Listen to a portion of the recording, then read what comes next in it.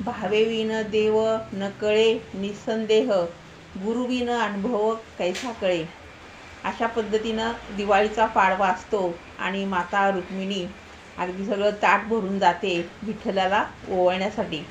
विठ्ठल महाराज वारकऱ्यांच्या मध्ये उभे राहिलेले असतात, पण सगळे वारकरी पांडुरंगासारखे दिसतात. रुक्मिणी मातेला प्रश्न पडतो, आता नक्की हा विठ्ठल कुठला आणि कुणाला ओवाळायचं.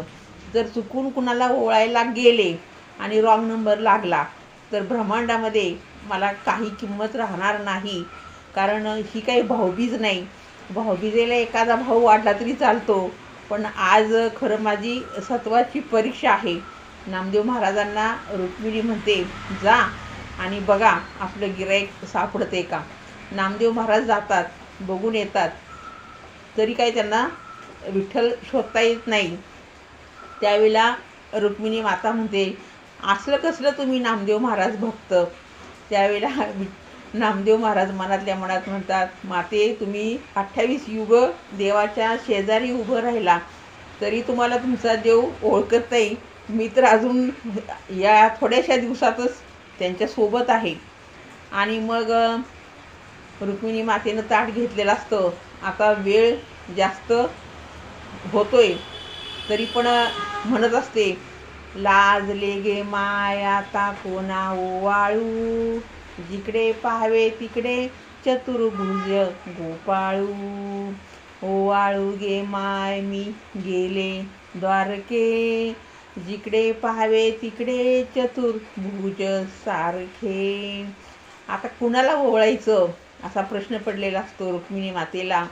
आणि मग नामदेव महाराज शोध लावतात की ऋषींनी लाथ मारलेली असते छातीवर विठ्ठलाच्या, नेमकी ती खूण आता सापडेल.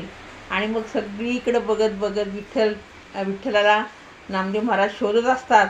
आणि एका कोपऱ्यामध्ये गरिबासारखं आपलं हे गिऱ्हाईक उभं राहिलेलं असतं.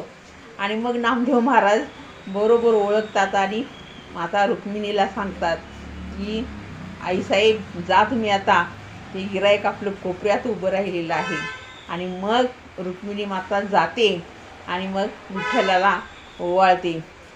किती छान प्रसंग आहेत देवांच्या सुद्धा असे घडलेले. आणि फक्त माणसामध्येच काही चुका झाल्या तर आपण लगेच आकाश पाताळ एक करतो, पण देवादिकांच्यामध्ये सुद्धा असे खूप प्रसंग आहेत की कधी कधी खूप हसावं वाटतं, पण याच्यातून खूप काही शिकायला पण भेटतं. रामकृष्ण हरी, रामकृष्ण हरी.